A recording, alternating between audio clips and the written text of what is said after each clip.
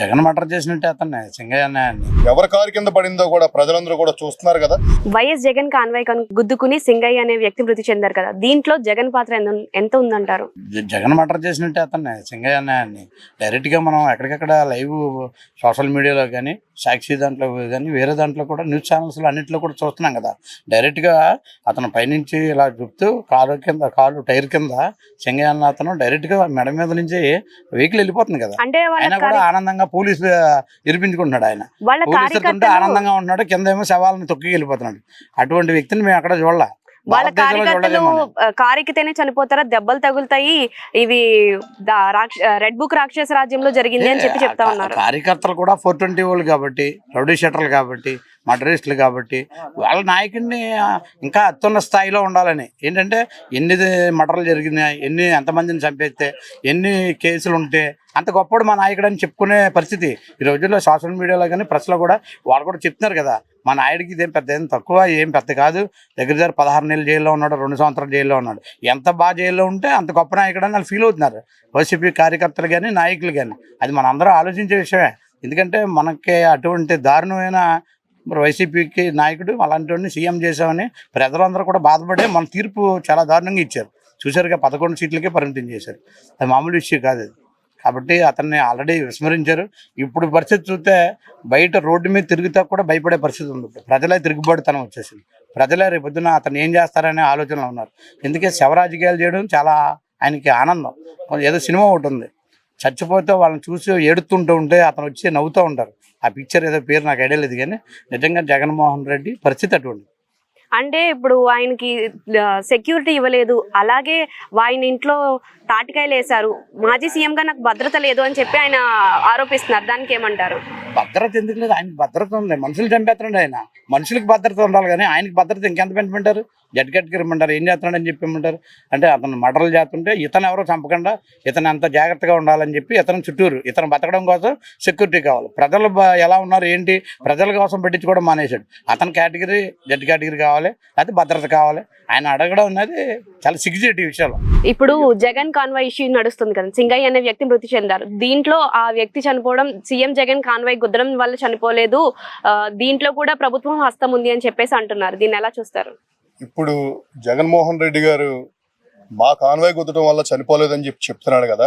రాష్ట్ర ప్రజానికానికి మీడియా సాక్షిగా అందరూ చూస్తుండగానే ఆయన టైర్ కింద మీరు ఎవరైతే అన్నారో వైసీపీ కార్యకర్త తల తొక్కుకుంటూ వెళ్ళిపోతున్న వీడియో ఎలా బయటకు వచ్చిందంటారు?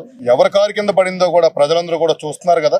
ఇక దాని గురించి జగన్మోహన్ రెడ్డి చెప్పాడు, లేకపోతే వైసీపీ నాయకులు చెప్పారు, కార్యకర్తలు చెప్పారు అంటే దాంట్లో అర్థం లేదు. అది తప్పు. ప్యూర్గా జగన్ చేసిన హత్యది. జగన్ మీద కేసు కట్టాలి, జగన్ బొక్కలు వేయాలి. అంటే ఇప్పుడు దీని మీద జగన్ జైలుకి వెళ్లే అవకాశాలు ఏమైనా ఉన్నాయంటారా? జగన్మోహన్ రెడ్డి గారు జైలుకి వెళ్లే అవకాశాలు ఉన్నాయనే కదా బెంగళూరులో ఉన్న హాస్పిటల్లో జాయిన్ అయ్యి, విక్టోరియా హాస్పిటల్లో సంథింగ్ ఏదో చెప్తున్నారు. ఆ హాస్పిటల్లో అడ్మిట్ అయినట్టు, అక్కడ ఆల్రెడీ ట్రీట్మెంట్ తీసుకున్నట్టు. ఎందుకు ట్రీట్మెంట్ తీసుకుంటున్నాడు? ఆయన బాగానే వెళ్ళాడు కదా. మా రాష్ట్ర ప్రభుత్వం కానీ, మా కూటమి కానీ, మా టీడీపీ నాయకులు కానీ, జనసేన నాయకులు కానీ, లేకపోతే బీజేపీ నాయకులు కానీ అందరూ కూడా మంచిగానే ఆయన బెంగళూరు వెళ్ళేలా చేశాం కదా. వెళ్ళాడు, ఆయన రెస్ట్ తీసుకుంటున్నాడు. ఎప్పుడైతే ఎఫ్ఐఆర్ కట్టగానే విక్టోరియా హాస్పిటల్ గుర్తొచ్చింది ఆయన బెంగళూరులో. సో ఇదంతా కూడా అతను ఈ అరెస్టుల నుంచి తప్పించుకుని పారిపోవడానికి తప్ప రెండో ఉద్దేశం ఏమీ లేదు. ఆ కార్యకర్తకి తగినంత న్యాయం చేయాలి. ఆయన వైసీపీ కార్యకర్త కాబట్టి ఆ న్యాయం చేయకోకుండా ఇవాళ ఏదో ప్రెస్ ముందుకు వచ్చి మా మీద వాళ్ళ బుర్ర జల్లారు, డిపార్ట్మెంట్ బుర్ర జల్లిందని చెప్పడం చాలా సిగ్గుచేటు. ఆయన ఇంటి ముందు తాటికాయలు వేశారు, మాజీ సీఎం గా నాకు భద్రత లేదు, భద్రత లోపం ఉంది అని చెప్పేసి అంటున్నారు. దానికి ఏమంటారు? ఇప్పుడు ఆయన ఇంటి ముందు తాటికాయలు వేసే పొజిషన్లో ఈ కూటమి ప్రభుత్వం ఉందా? మేము తాటికాయలు కాదు, అవసరమైతే మా ప్రభుత్వంలో మేము ఏదైనా చేయగలం. తాటికాయలు వేసారంటే తాటికాయ వేస్తే చచ్చిపోతారా? చనిపోరు కదా. అక్కడ ఏంటంటే అక్కడున్న వైసీపీ వాళ్ళే వాళ్ళ సింపతి కోసం. ఇప్పుడు జగన్మోహన్ రెడ్డి అనే వ్యక్తి ఇవాళ ప్రతిపక్ష నాయకుడు కాదు. ఈ రాష్ట్ర ప్రజలు కానీ ఆ పార్టీకి కానీ ప్రతిపక్ష హోదా ఇవ్వలేదు. Is only MLA. ఆ ఎమ్మెల్యే కింద ఆయన ప్రవర్తించాలి తప్ప రాష్ట్రం అంతా తిరుగుతూ నాకు సెక్యూరిటీ ఇవ్వలేదు, లేకపోతే నా మీద తాటికాయలు వేశారు, లేకపోతే నా మీద అరటిపళ్ళు వేశారంటే ఇది సిగ్గుచేటు. ప్రజలందరూ కూడా చూస్తున్నారు. అతనికి ఇంకా రానున్న రోజుల్లో కూడా గట్టిగానే బుద్ధి చెప్తారు. యోగాంధ్ర డేకి 300 కోట్లు ఖర్చు పెట్టారు. ఆ డబ్బులు అనవసరంగా ఖర్చు పెట్టారు. దాన్ని తప్పించడానికి ఈ సీఎం జగన్ కాన్వాయ్ సింగయ్య మృతి అని చెప్పి తెరపైకి డైవర్షన్ పాలిటిక్స్ తీసుకొచ్చారు అని అంటున్నారు. ఇప్పుడు యోగాంధ్ర అనేది ఓన్లీ ఆంధ్రప్రదేశ్లో ఉన్న ప్రజలకు ఒక్కరికే ఉపయోగమా? ఓన్లీ ఆంధ్రప్రదేశ్ ప్రజానికానికే ఉపయోగమా? ఇవాళ యోగాంధ్ర అంటే ఏంటి? ఇవాళ నరేంద్ర మోడీ గారు ఒక మంచి కార్యక్రమాన్ని తలపెట్టాడు ఆయన.